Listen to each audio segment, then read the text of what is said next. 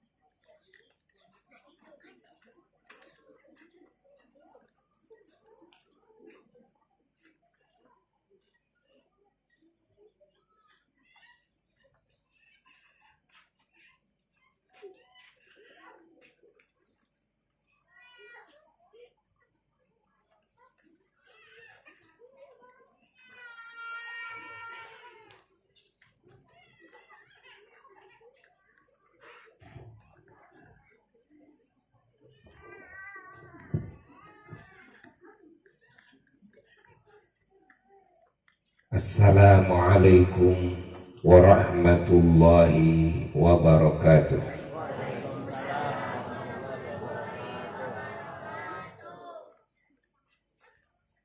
Bismillahirrahmanirrahim.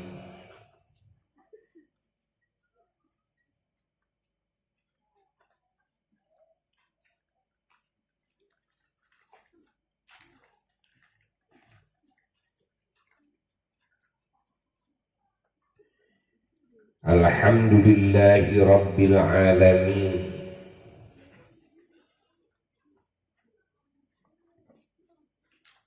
Alladzi manna alaina wa 'alal mu'minin bal wa 'alal 'alamin.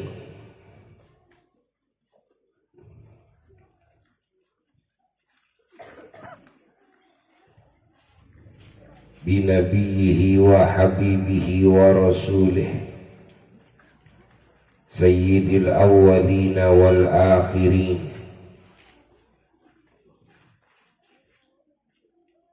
wa khatamin nabiyyina wal mursalin wa imamihim wa imamil malaikati ajma'in Sayyidina wa nabiyyina wa habibina wa syafi'ina wa maulana Muhammad. Allahumma salli wa sallim wa barik ala sayyidina Muhammad. Allahumma salli wa sallim wa barik ala sayyidina Muhammad. Allahumma salli wa sallim wa barik ala sayyidina Muhammad. Al-Fatihi lima ughliq wal khatimi lima sabaq. Nasiril haqqi bil haqq wal hadi ila siratikal mustaqim. sallallahu alaihi wa ala alihi wa ashabihi haqqa qadrihi wa miqdarihi al-azim. Wala hawla wala quwwata illa billahil aliyyil azim. Amma ba'du. Fa ya ibadallah, usikum wa nafsi bitaqwallah faqad fazal muttaqun.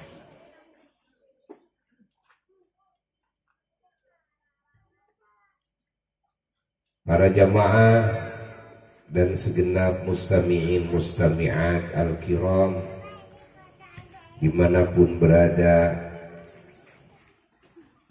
wabil khusus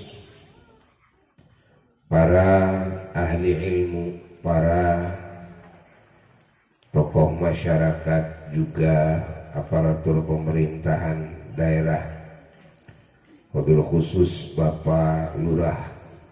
Di sini ada dua Bapak Lurah. Bapak Lurah wilayah desa Cipamengpek dan juga Bapak Lurah wilayah situ.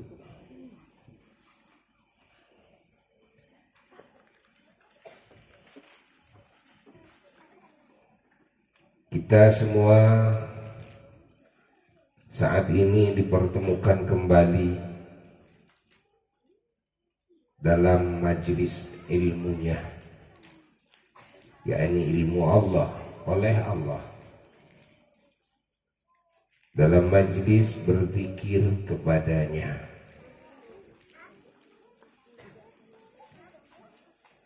yang mana termasuk ilmu Allah ini adalah mengetahui sosok baginda Nabi besar Muhammad sallallahu alaihi wasallam, mengetahui sisi keagungan, kesempurnaan, kesucian, keterpujian, keistimewaan, keluar biasaan yang disebut khawarik lil adat, termasuk mukjizat-mukjizatnya dan juga irhas-irhasnya. Irhas itu sama dengan mukjizat, cuma ada perbedaannya. Kalau irhas itu sebelum diangkat menjadi rasul, begitu diangkat jadi rasul, yang irhas yang tadi disebut mukjizat. Dan mukjizat perbedaannya ditambah dengan pengakuan sebagai rasul, publikasi sebagai putusan Allah.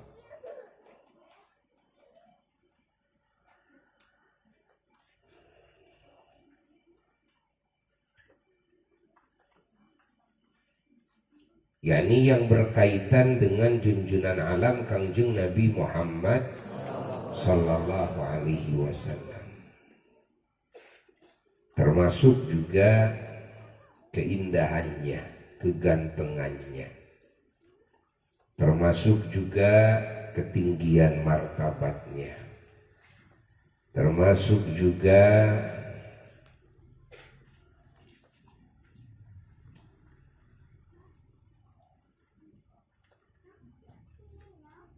kesempurnaan ajarannya, dan juga keistimewaan kitab sucinya, keunggulan umatnya, terutama para sahabatnya, lalu setelah itu para tabi'in, lalu para tabi'in,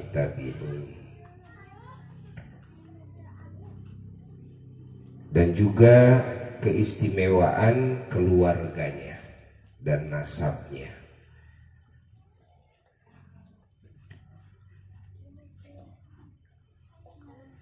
Keistimewaan siapapun dan apapun yang ada kaitan, ada kedekatan dengannya. Ini bagian daripada ilmu Allah yang seyogianya kita harus mengkajinya. Maka majelis maulid bagian dari majelis ilmu. Dibacakan kitab maulid baik itu Al-Barzanji yang disusun oleh seorang ulama ahli hadis yaitu Imam Ja'far Al-Barzanji radhiyallahu anhu, termasuk juga Maulid Simtuturor yang disusun oleh seorang ulama ahli hadis juga Al-Imam Al-Habib Ali Al-Habsyi radhiyallahu anhu, dan juga para ahli hadis lainnya termasuk Maulid Tiba. Ini ahli hadis yang menyusun. Dan ada Maulid Azab, ada Maulid Nazam, ada Maulid Syaraful Anam, ada Maulid Burdah, ada Maulid apa lagi? Atiyahul Lami, yaitu penyusunnya juga ulama besar ahli hadis guru Abu Ya yang masih ada, yaitu Sayyiduna Al-Habib Umar bin Hafid radhiyallahu anhu warḍah wa nafa'ana bih.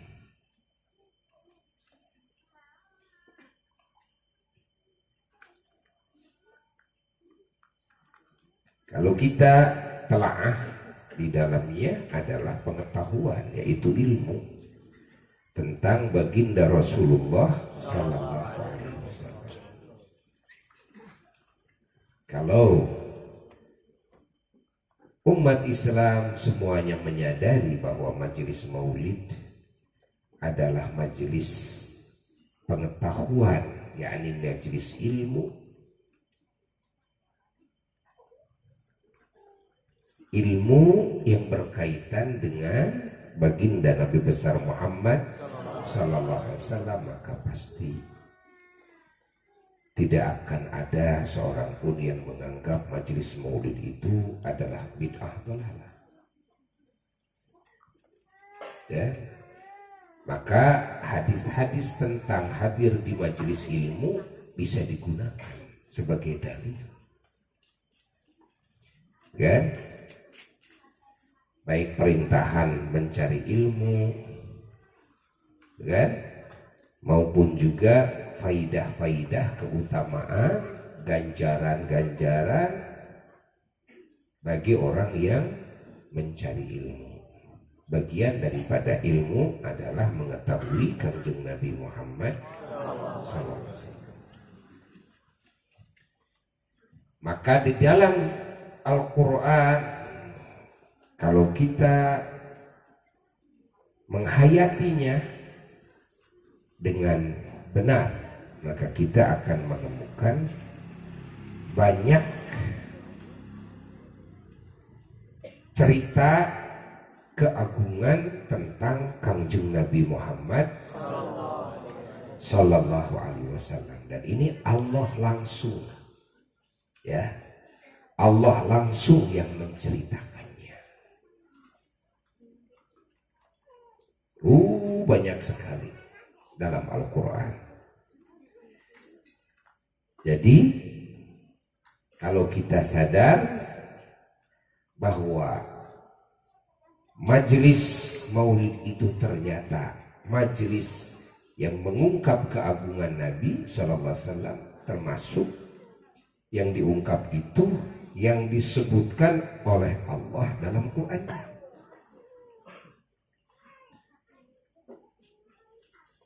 Banyak tuh di dalam Barzanji itu mengambil dari makna-makna Al-Quran. Walaupun secara lafaz ya, tidak disebutkan lafaznya, lafaz Qurannya dalam Barzanji, tapi secara makna itu bagian daripada kandungan Quran. Lalu sebagiannya juga ngambil dari banyak hadis-hadis Rasulullah Sallallahu Alaihi Wasallam yang disabdakan langsung oleh Nabi. Dan dalam makom tahadus bin ni'mah, menceritakan nikmat. Lalu ada yang diriwayatkannya oleh sahabat Nabi yang menyaksikan Nabi. Ya, ada juga yang meriwayatkannya itu adalah istri-istri Nabi radhiyallahu anhunna ajma'in. Ada juga yang meriwayatkannya adalah putri-putri Nabi. Ada yang meriwayatkannya adalah cucu-cucu Nabi. Ya. Ada yang meriwayatkannya adalah ibunya Nabi, ayahnya Nabi, kakeknya Nabi. Ada juga yang meriwayatkannya adalah pamannya Nabi, seperti Sayyidina Abbas. Ya. Termasuk keluarga Nabi. Bahkan ada yang menceritakannya adalah kaum kafirin yang menyaksikan keagungan Nabi. Dengan jujur mereka menceritakan tentang keagungan Nabi. Insyaallah. Salah satu contohnya orang-orang kafir Makkah, mereka suatu hari Rasulullah sallallahu alaihi wasallam lewat satu jalan. Di sana ada persimpangan jalan. Lalu datanglah orang kafir Quraisy ke sana. Lalu salah satu temannya kepada temannya lagi ngomong, ini Muhammad lewat sini nih. Nah, dari mana tahu?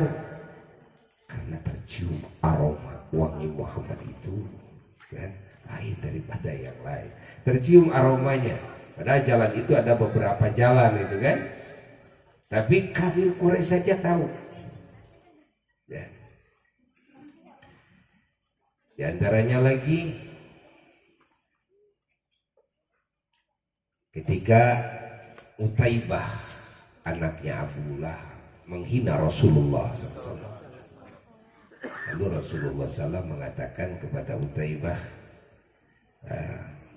bahwa dia dimakan anjing. Dimakan anjing. Arab disebut menyebut singa gurun itu anjing, ya. Makan anjing. Lalu cerita kepada ayahnya, kepada Abu Lahab, Muhammad ngomong gini, ketakutan Abu Lahab. Waduh. Nah, kata Abu Lahab, ya, nak, Muhammad itu ngomongnya suka benar. Ngomongnya suka benar. Nah, ini yang menyatakan itu siapa? Nanti yang meriwayatkannya orang kafir padahal. Ya kan? Orang yang tidak beriman, orang yang sangat benci. Ini kan dicatat kalau oleh ahli sejarah, semuanya dicatat, ya, dicatat semuanya. Nah, sehingga kalau bepergian kemana saja harus selalu ada teman dan harus selalu lengkap dengan perkakas, pedang, dan panah siap. Pas suatu waktu ya, mau berdagang, ikut rombongan para ekonom-ekonom Arab, ekonom Makkah. Nah, ini kan ramai rombongan, tidak takut. Di satu tempat nginep, nah, di kemah. Nah, tidak tahu bahwa di sana sarang macan. Sarang macan. Tapi ini semuanya ya, sudah tahu nih bahwa ini Utaibah ini pernah dikatakan oleh Muhammad katanya dia akan makan macan. Penjagaan ketat. Ya, dia tidur rame-rame, tidur di dalam tenda, sengaja tidurnya paling tengah. Paling tengah. Jadi terus gitu kan. Ya, menghantui gitu kan kata-kata Nabi itu. Pagi tidur nyenyak, tidak ketahuan oleh mereka datang macan. Macan itu menciumi kepala yang sedang tidur nyenyak. Sampai ke tengah, Mutaibah itu langsung diterkam, mati. Benar apa yang dikatakan Nabi. Ya. Apa saja yang dikatakan Nabi, ya, insya Allah pasti jadi. Waktu mau perang Badar, Rasulullah SAW kan nengok dulu ke Badar. Badar itu tempat antara Makkah Madinah. Ya Bu ya, alhamdulillah sudah beberapa kali ziarah ke Badar. Nah, Rasulullah SAW beliau bawa tongkat. Ini sebelum perang, musuhnya juga belum datang. Rasulullah SAW menunjuk, ini di sini tempatnya sahabat beliau disebutnya. Sini posisi tempat di sini tempat tempat Di sini tempat matinya Abu Jahal, di sini tempat matinya Utbah, di sini tempat matinya. Disebutin oleh Nabi, ditunjukin.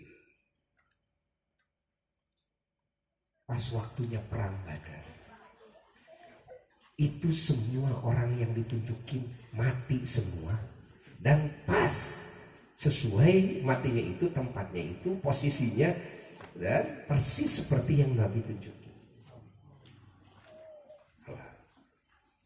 Dan sering itu terjadi. Nabi menyebutkan ya, tentang sahabatnya yang akan meninggal di medan perang. Disebutkan sahabat kalau mendengar bahwa dirinya sudah disebutkan oleh Nabi akan gugur di medan perang, itu beda dengan kita. Kalau kita gak akan jadi ikut. Kalau sahabat bukan, senang akan mati di medan perang, itu senang, bahagia. Ya Allah, sangat sesuai Allah.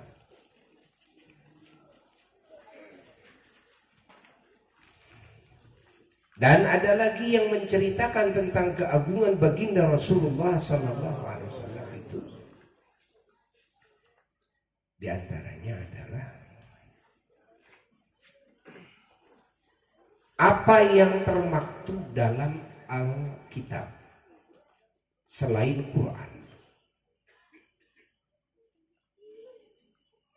Kitab Injil berbicara tentang keagungan Nabi akhir zaman. Kitab Taurat berbicara tentang keagungan Nabi akhir zaman. Kitab Zabur berbicara tentang keagungan Nabi akhir zaman. Dan semua kitab samawi. Dan keagungan Nabi kita itu juga diceritakan oleh semua Rasul. Dan diceritakan juga oleh umat-umat para Rasul. Allah. Seperti yang sering gue jelaskan, mereka mengenal kepada Nabi kita itu seperti mengenalnya mereka kepada anak-anak mereka sendiri. Allah. Bahkan Yahudi dulu dongeng Yahudi Jaya ditakuti kan oleh orang Arab. Karena apa? Karena kehebatannya di medan perang. Selalu Yahudi ini bisa mengalahkan perang. Siapapun yang melawan Yahudi tidak akan ada yang bisa. Selalu kalah. Padahal ceritanya sebelumnya Yahudi ini kalah. Nah, pernah ada peperangan antara Yahudi dengan Aus dan Khazraj di Madinah, dengan Ghatafan. Ya. Ini Yahudi ini kalah terus. Tapi suatu waktu kaum Yahudi ini teringat kepada keagungan Nabi akhir zaman. Lalu mereka mengadakan acara ritual. Sebelum masuk ke medan perang, mengadakan acara ritual khusus. Apa? Tawassul dengan Nabi yang diutus nanti di akhir zaman. Allah. Akhirnya berdoa. Salah satu doanya kan, Allahumma ansurna. Ya Allah, tolonglah kami.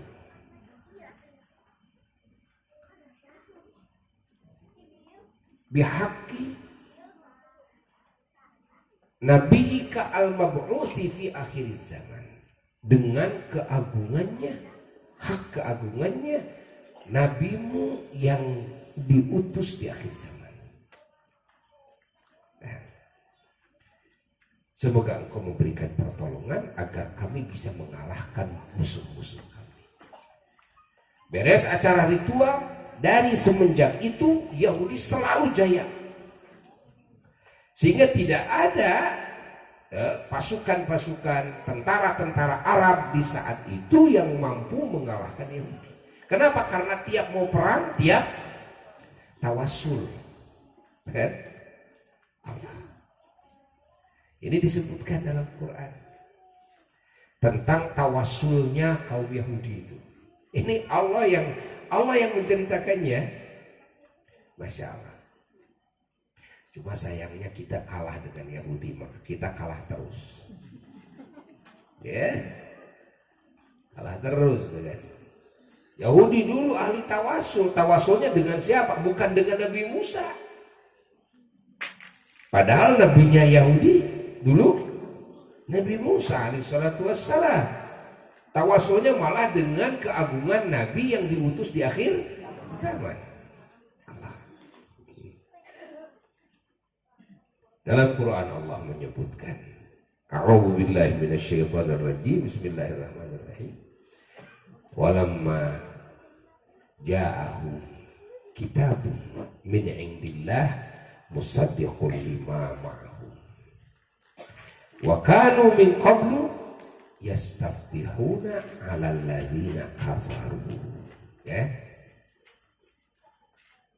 Falamma ja'ahum ma'arafu kafaru bihi fala'natullahi 'alal kafirin.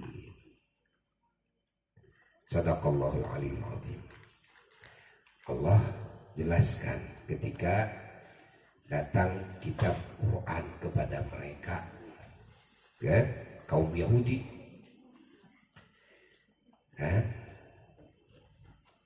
di mana Al-Quran ini membenarkan kepada kitab yang terdahulu, ya, yang terdahulu.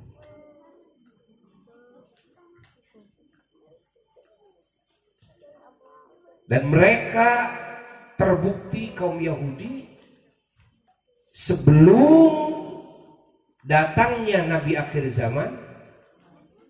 Ini Allah yang menghikayatkan. Mereka yastaftihuna 'alal ladzina kafaru. Mereka bertawassul kepada Allah. Ini makna yastaftihun. Bertawassul kepada Allah, ya, meminta kemenangan kepada Allah dengan keagungan Nabi yang diutus di akhir zaman untuk bisa mengalahkan orang-orang kafir, kan? Termasuk Aus dan Khazraj saat itu, kan? Allah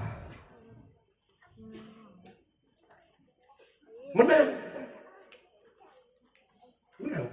Sehingga Yahudi saat itu ditakut oleh semua.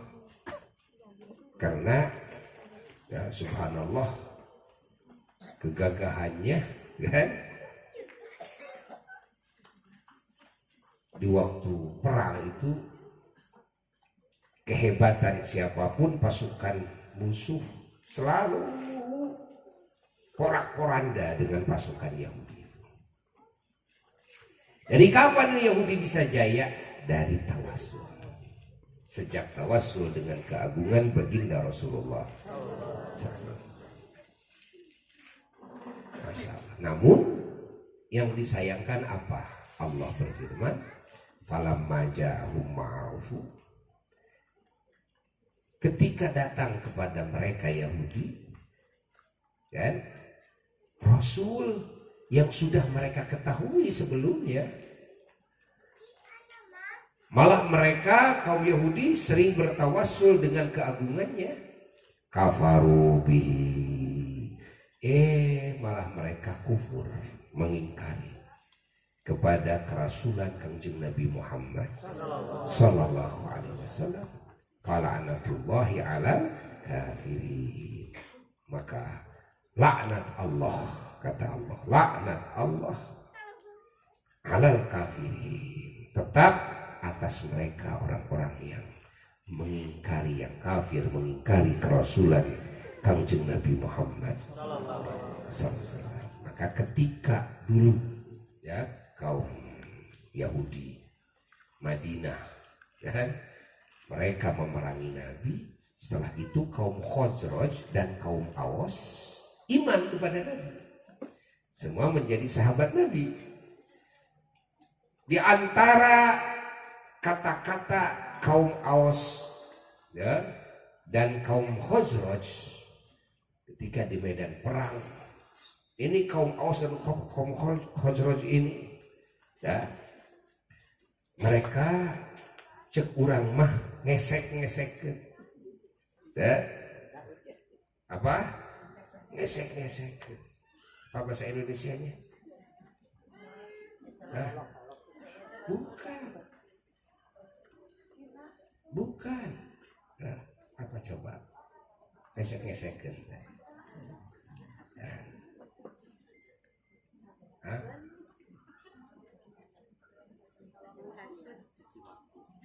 Ya, bukan.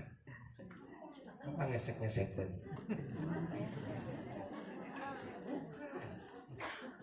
Masa orang Sunda tuh yang ngesek-ngesek?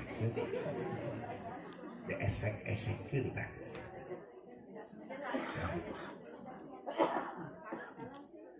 Ya, dikatain dengan sampai akarnya, gitu kan? Ya,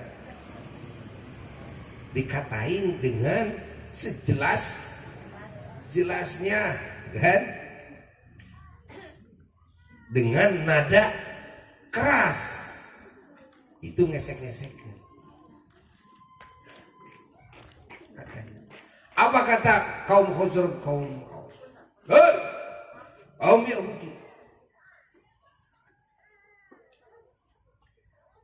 bukankah dulu kalian sudah ngasih tahu kepada ya, tentang Nabi akhir zaman?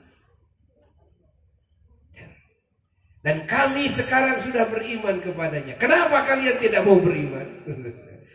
Bukankah kalian dulu sering bertawassul dengan Nabi akhir zaman? Diesek-esek. Nggak bisa ngomong. Ya. Kata kaum Yahudi mengelaknya, oh ini bukan yang ini yang saya maksud, bukan yang ini, gitu kan. Alah.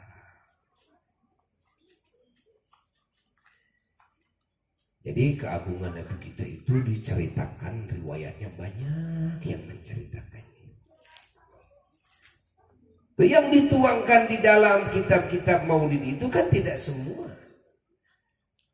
Kalau ngambil semua mana mungkin bisa tertuangkan, gitu kan? Siapa yang mau membacanya? Dengan sengaja diringkaskan. Agar apa diringkas? Ya agar tidak bosan yang bacanya. Bukan berarti cerita keagungan Nabi itu hanya yang ada dalam kitab Maulid saja. Enggak, itu kan debunya. Coba kalau mau cerita yang ada dalam Quran saja, ya kan tidak akan cukup dalam satu kitab Maulid. Belum berbicara tentang apa yang disaksi oleh sahabat Nabi selama Nabi hidup, ya. Yang disaksi oleh keluarga Nabi dari mulai lahir Nabi. Masya Allah. Bahkan cerita yang sudah diterima oleh keluarga Nabi sebelum Nabi dilahirkan. Itu jauh-jauh hari sebelum Nabi dilahirkan, sebelum Nabi dihamilkan, sebelum Said Abdullah menikah dengan Siti Aminah radhiyallahu anhu. Dulu Said Abdul Muttalib ketika beliau berangkat ke negeri Yaman, ya, ke mana, ke dagang, beliau mampir ke kerajaan Saif bin Yazid, Raja Saif bin Yazid. Nah, itu ceritanya, kitabnya tebal segini. Cerita tentang Malik Saif bin Yazid, Raja Saif bin Yazid. Itu kerjaan Raja Saif bin Yazid itu, dia raja tapi menguasai semua kitab yang ada, Taurat, Injil, Zabur. Ternyata beliau menemukan sifatan keagungan Nabi akhir zaman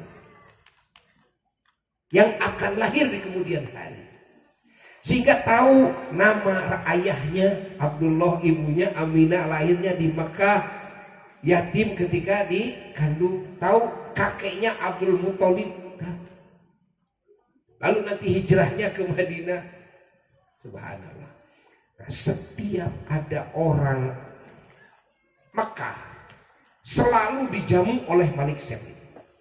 Pokoknya kalau ada lewat rombongan pedagang-pedagang dari Makkah harus mampir di kerajaannya, dijamu. Selalu ditanya siapa ini dan sebagainya. Suatu waktu yang dicegat itu adalah rombongan kakek Nabi, yaitu rombongan Said Abdul Muttalib.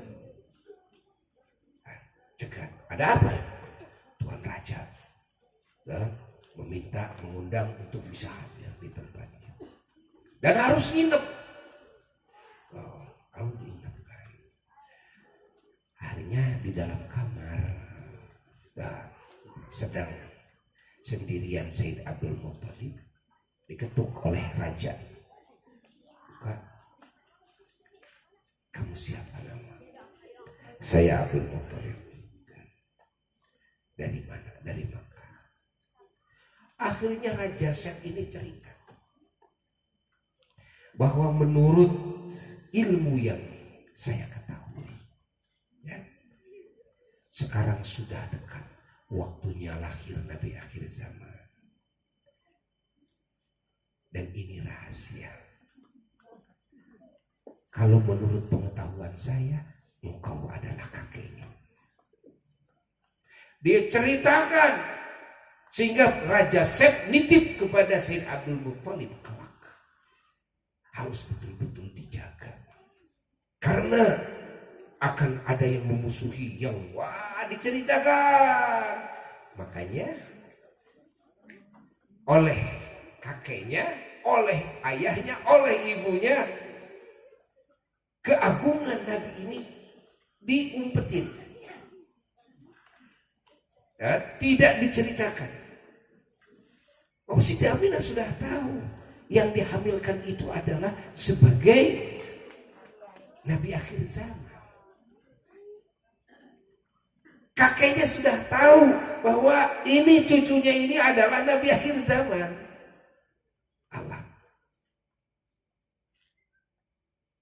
Abu Thalib ini uaknya yang ngurus Nabi tahu bahwa ini Nabi akhir zaman.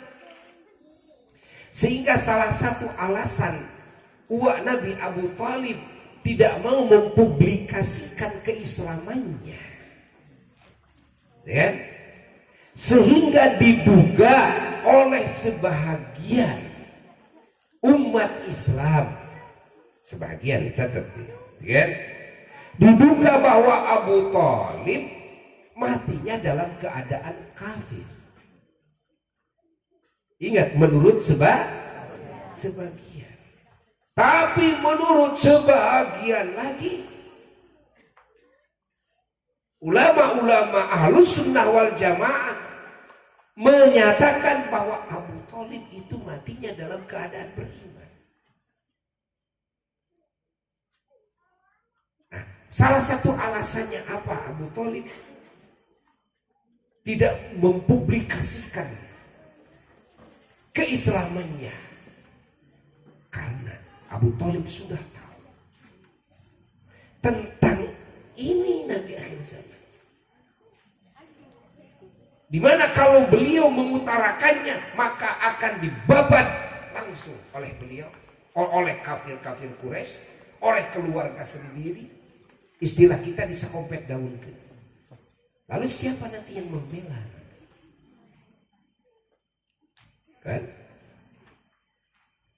Kan yang menjadi benteng Nabi itu setelah kakeknya adalah Abu Thalib. Abu Thalib yang pasang dada. Sementara yang memusuhi Nabi, bahkan yang mau membunuh Nabi, keluarga Nabi sendiri. Termasuk Abu Lahab. Siapa Abu Lahab? Abu Lahab saudaranya Abu Thalib. Ya? Kan masih bukan yang lain lah. Kan? Termasuk Abu Sufyan dan sebagainya, tetap ada kekerabatan itu. Nah, bayangkan kalau Abu Thalib memproklamirkan diri masuk Islam, nah, otomatis kekuatan dari mulai keluarga dan orang Arab, kerajaan-kerajaan yang sudah bersekutu memusuhi Nabi akan membabat habis dengan Abu Thalib. Maka Abu Thalib, beliau tidak mempublikasikan keimanannya, keislamannya. Ya.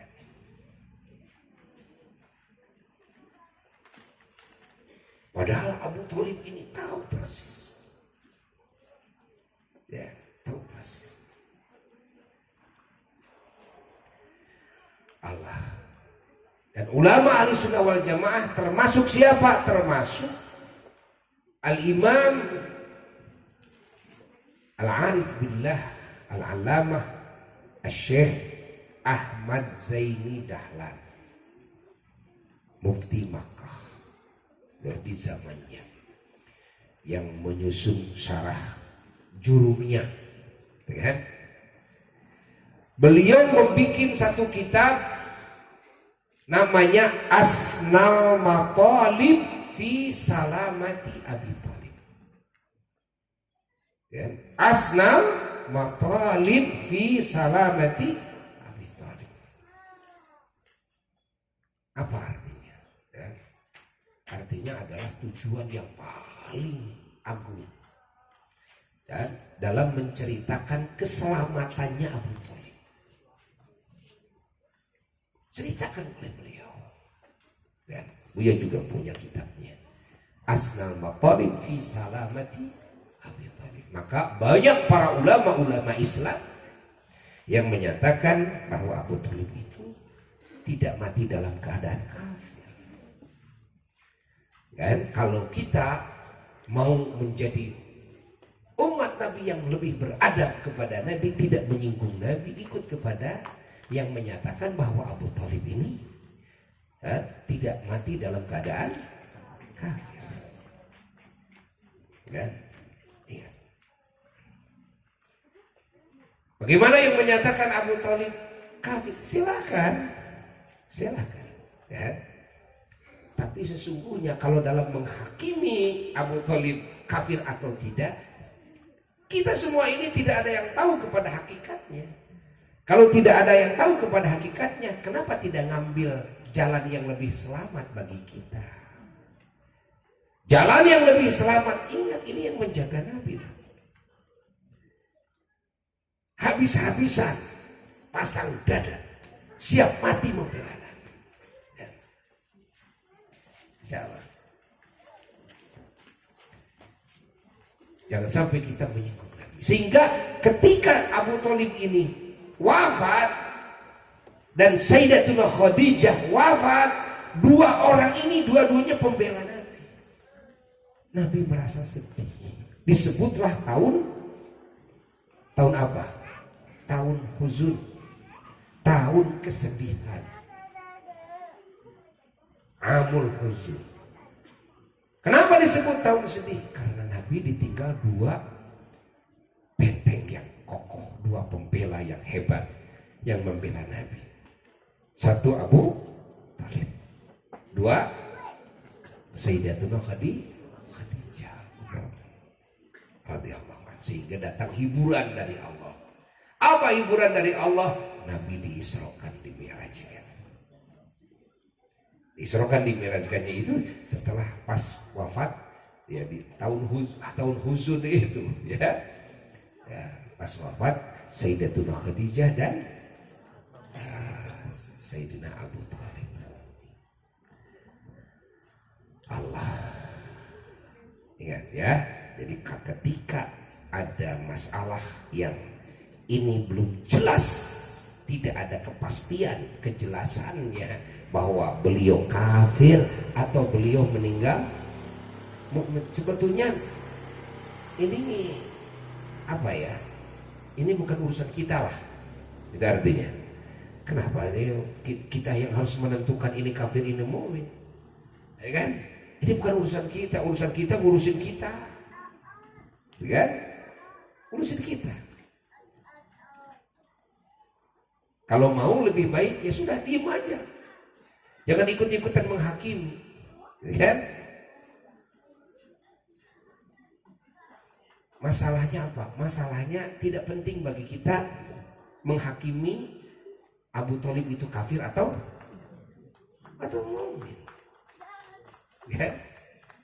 Justru yang lebih penting bagi kita adalah mengatur siapa? Kita, mengurus kita. Yang mana kita mati belum tentu kita mati dalam keadaan iman. Dan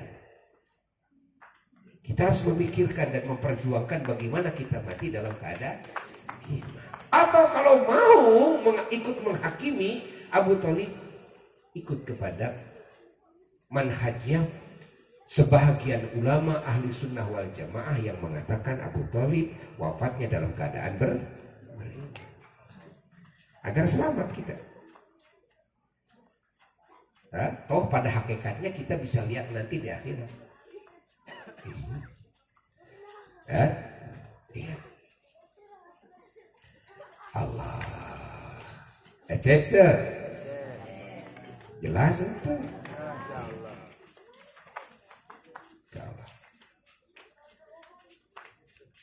Buya itu kalau dengar umpamanya ada orang yang mengatakan Abu Thalib di neraka matinya kafir, bulu kuduk Buya itu suka merinding. Abu Thalib diklaim umpamanya kafir, padahal kita belum tentu mati dalam keadaan iman. Aduh, ya. Kalau ingin selamat, udah diem, nggak usah menghakimi iman dan tidak imannya yang lain, karena kita tidak tahu ceritanya yang hakiki yang jelas gimana. Menghakimi seseorang kafir itu kan bahaya. Menghakimi seseorang kafir itu bahaya. Ya, lebih baik menghakimi orang itu beriman ketimbang menghakimi orang itu kafir. Bahaya. Perlu kejelasan yang betul-betul, bawahan. Arti bawahan itu yang betul-betul. Artinya tidak ada keraguan lagi lah. Menurut semuanya bahwa ini kafir. Seperti siapa? Abu Lahab. Ini kan kafirnya bawahan, gitu kan? Nah, tapi kalau Abu Thalib kan gak bisa disebut bawahan, mau disebut kafir. Apakah Abu Thalib menyatakan kekufurannya? Tidak. Apakah Abu Thalib pernah menyatakan mengingkari kerasulan Nabi juga? Tidak. andai kata tidak kedengaran bahwa Abu Thalib mengucapkan 2 kalimat syahadat, tapi juga Abu Thalib tidak pernah kedengaran bahwa Abu Thalib mengingkari kerasulan Nabi. Ya kan? Yang jelas justru Abu Thalib membela Nabi mati-matian. Allah.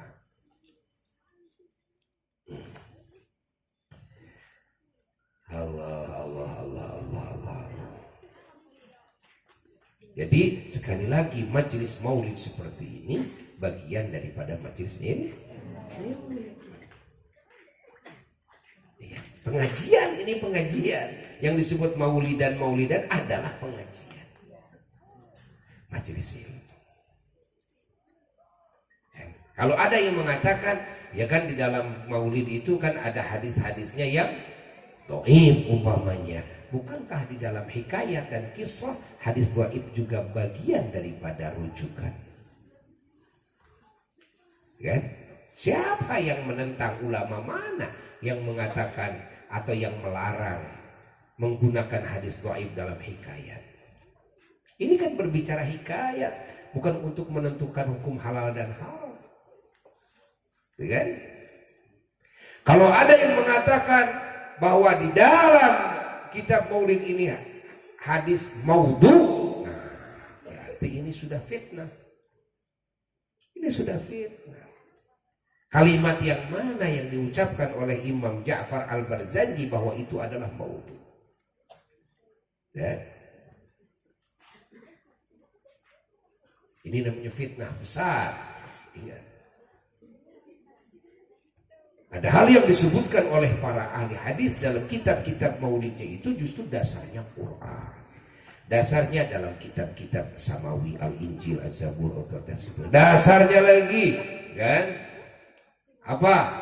Hadis Nabi sendiri. Nabi yang menyatakan. Kan? Baik yang mutawatir maupun yang sahih maupun yang dhaif. Ada lagi yang menyatakan ada. Siapa? Keluarga Nabi sendiri. Bahkan orang kafir juga dan menceritakan keagungan Nabi. Dan dicatat semua. Istri-istri Nabi, keluarga Nabi, kan? Ibunya Nabi, eyangnya Nabi, pamannya Nabi, Allah, sahabat Nabi menceritakan. Allah.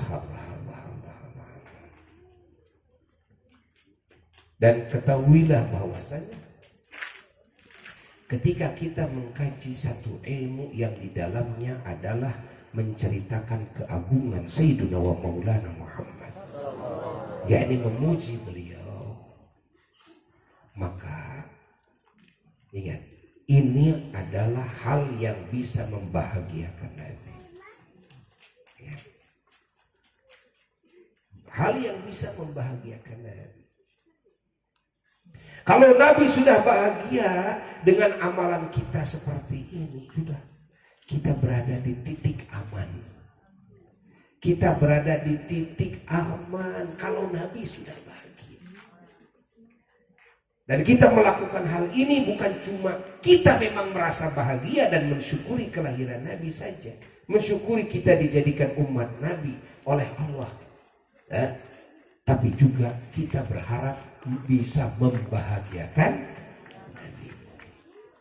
Semoga Nabi bahagia. Ya, bukan cuma kita bahagia, kita jelas bahagia kan. Tapi dengan amalan seperti ini, Nabi pun insya Allah bahagia. Nabi kita itu manusia, punya perasaan. Kalau kita dipuji orang, kita bahagia enggak? Orang tua dipuji orang bahagia enggak? Kalau dijelek-jelekin bahagia enggak? Enggak.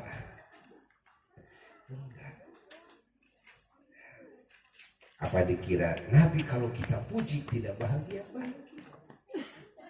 Kita cerita tentang keluarga Nabi, kita puji keluarganya, kita puji sahabatnya, kita puji orang tuanya, leluhurnya. Nabi bahagia? Kita aja juga bahagia. Masalahnya bedanya, kalau kita bahagia kita tidak bisa apa-apa. Tapi kalau Nabi bahagia, Nabi bisa apa-apa. Catat tuh. Bedanya kalau kita bahagia kita tidak bisa apa-apa, tapi kalau Nabi sudah bahagia, Nabi bisa apa-apa. Yang kita harapkan adalah apa-apa dari diri Nabi. Terus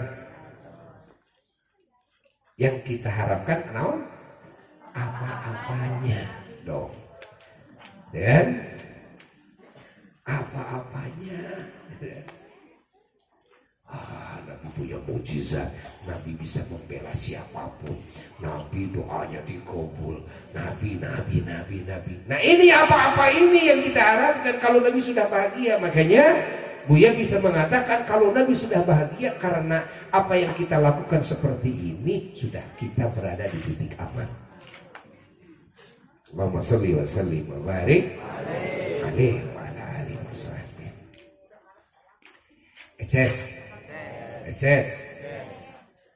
Ada lagi yang mengatakan, wah, walaupun maulid kalau tidak melakukan perintah Nabi, kalau tidak mengikuti sunnah Nabi, malah melakukan larangan Nabi, tetap aja itu salah. Sebentar, jangan dar-der-dor curang sudah. Artinya kalau menurut orang bahasa Indonesia, jangan membabi buta. Kalau kita mau menghakimi ya satu perkara, hakimi aja yang itu. Jangan ditambah oleh kita suudon, disangka yang suka maulid tara sholat, disangka yang suka maulid ahli maksiat, disangka yang suka maulid suka meninggalkan wajib. Jangan membabi buta, jangan. Hakimi aja itu maulid apa sih yang dilakukan oleh yang hadir dalam maulid. Oh, yang dilakukannya menceritakan keagungan Nabi, bagus gak menurut kamu? Oh, ternyata mengungkap sejarah Nabi teragung, bagus gak menurut kamu? Oh, ternyata di dalamnya sholawat dan salam kepada Nabi, bagus gak? Oh, ternyata di dalamnya silaturahmi, di dalamnya sedekah dan sebagainya, bagus gak? Tak tahu geus aya ke hukuman mah. Kan? Itu. Jelas itu. Ulah sok dar ka mana? Lebar peluru atuh. Jadi suudon ya. Nah disangkanya tuh muludan we hantem ari salat teu kitu. Jadi nyangkana teh teu salat we nya innalillahi wa inna ilaihi. Justru ahli maulid itu dapat plus.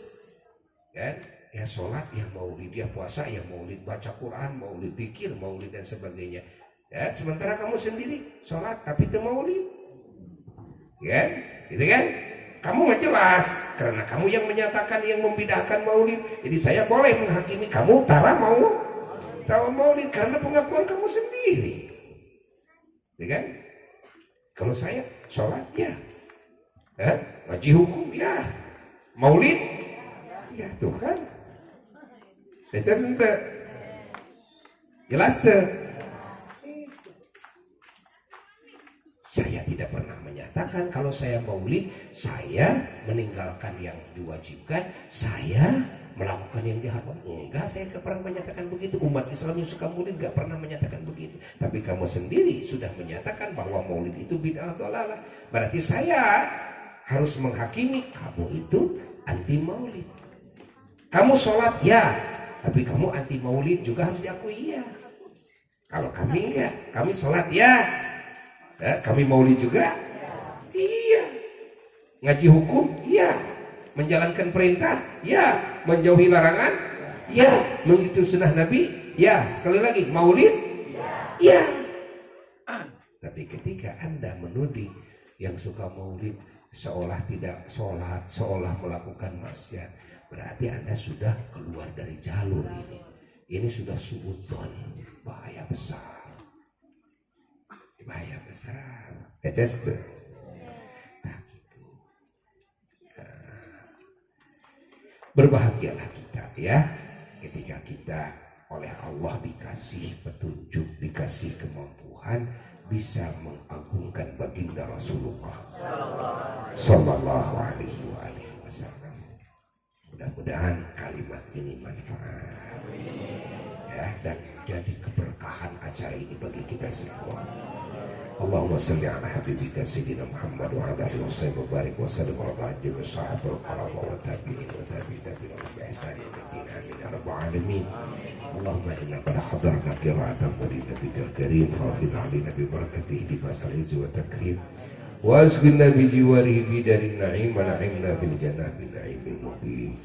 Allahumma inna nas'aluka bi jayyidin nabil mustafa وَلِيَ الصِّدْقِ وَالْوَفَاءِ كُلَّنَا مُعِينًا وَمُسْعِفًا وَبَوِّنَا مِنَ الْجَنَّةِ غُرَفًا وَارْزُقْنَا بِجَاهِهِ سَرْسَمْ عِندَكَ يا الله قبولا وعزا وشرفا.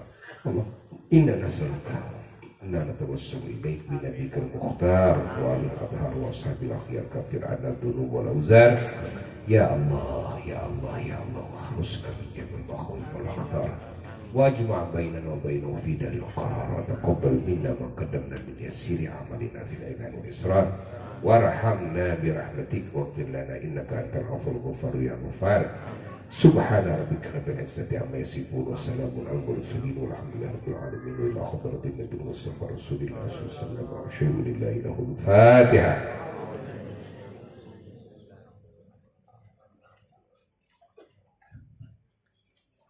غير المغضوب عليهم ولا الضالين آمين. Kabul.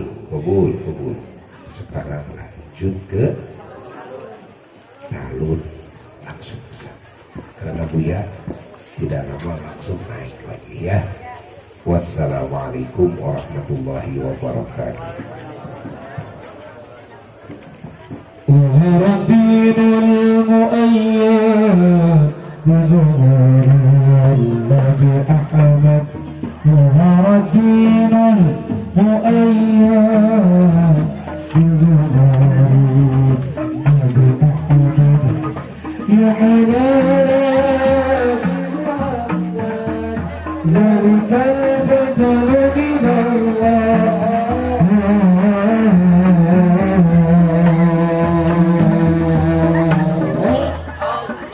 يا حبابا يا حبابا